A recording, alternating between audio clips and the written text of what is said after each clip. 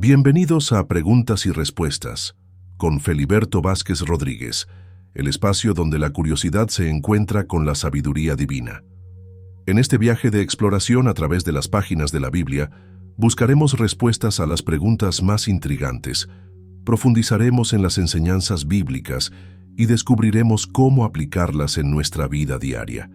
Así que, ya sea que estés buscando respuestas o simplemente deseas aprender más sobre la Biblia, este es el lugar para ti. Comenzamos. Un saludo a todos, la gracia de Dios more en la vida de cada persona que observa y que ve cada video, que siempre están pendientes a los videos que se suben en este canal y están siempre comentando, y les envío de verdad un caluroso saludo, un caluroso abrazo.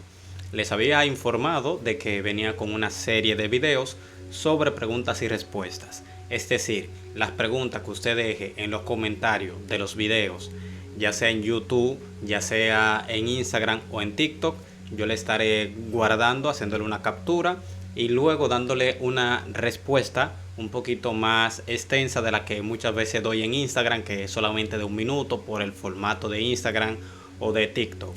Entonces, en este caso vamos con la primera, que dice: ¿se reconstruirá primero el tercer templo y luego vendrá Jesús?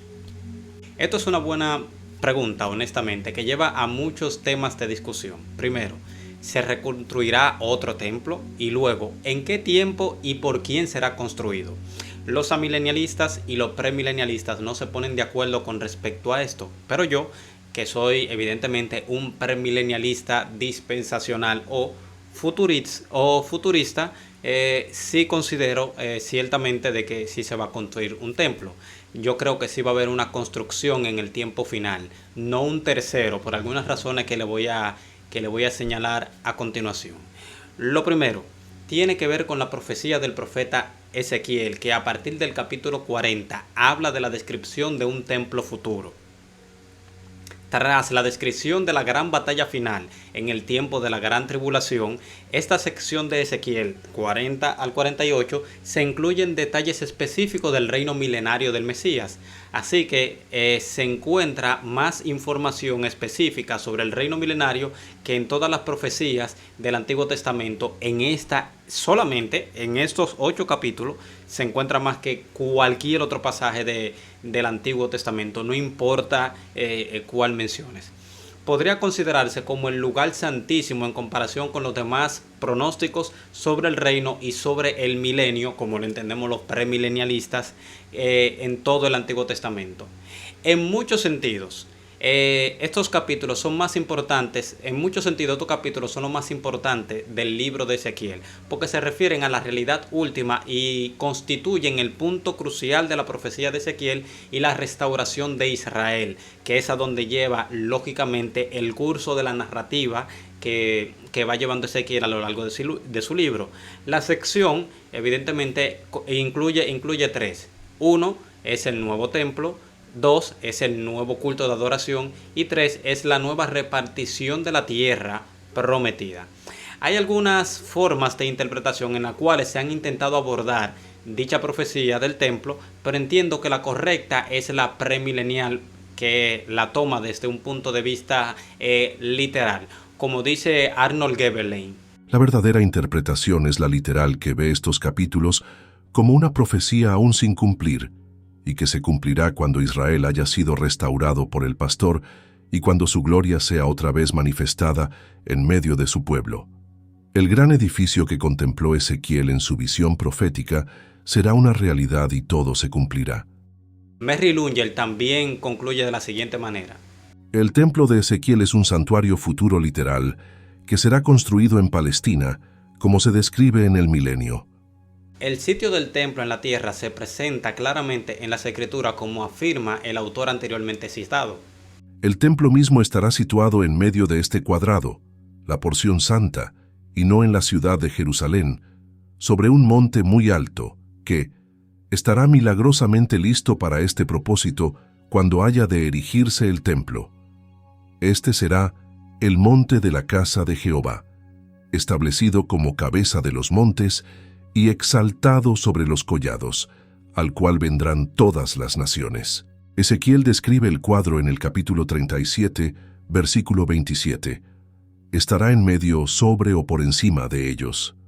El profeta contempla la magnífica estructura sobre una gran elevación que domina una vista espléndida de toda la tierra alrededor.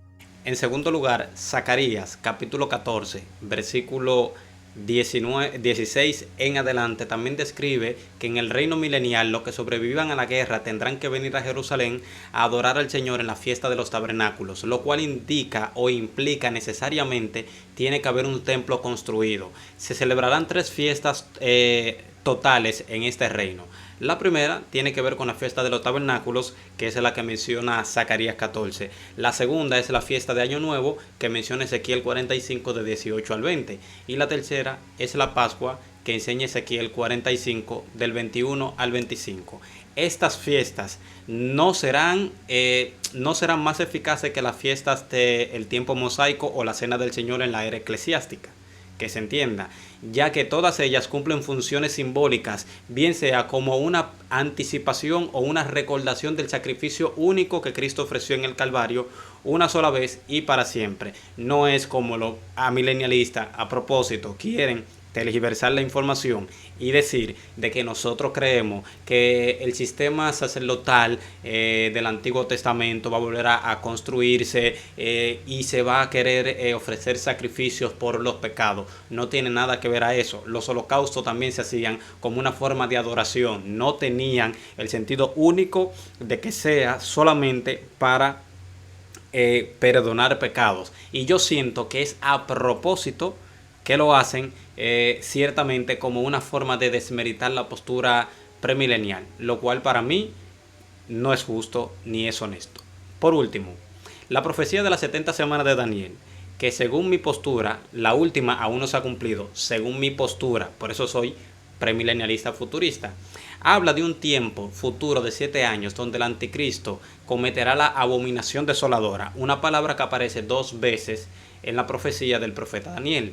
La primera tiene que ver con los soldados de Antíoco que profanaron el templo de Dios al derramar un caldo de cerdo en el altar y prohibir los sacrificios diarios. Eso le enseña Daniel capítulo 8, versículo 14. Como se describe también en el primer libro de Macabeos, capítulo 1, versículo 44 al 54.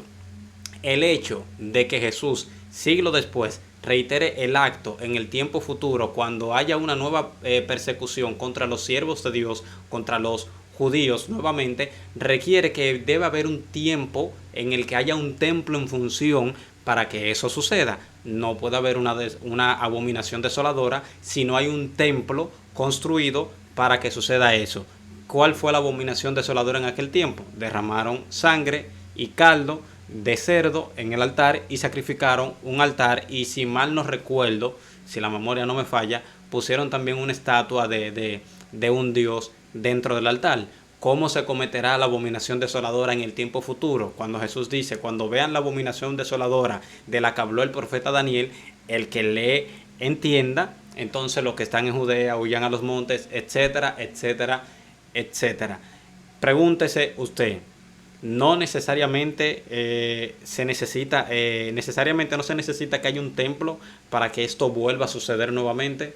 Pues sí, evidentemente sí. Y el punto que confirma esto es Pablo en la segunda carta a los Tesalonicenses, capítulo 2, versículo 1 al 10, que habla de un anticristo, que habla de que cuando el anticristo se manifieste, se sentará en el templo de Dios, haciéndose pasar por Dios, y lo presentará en el futuro cuando sea el último tiempo.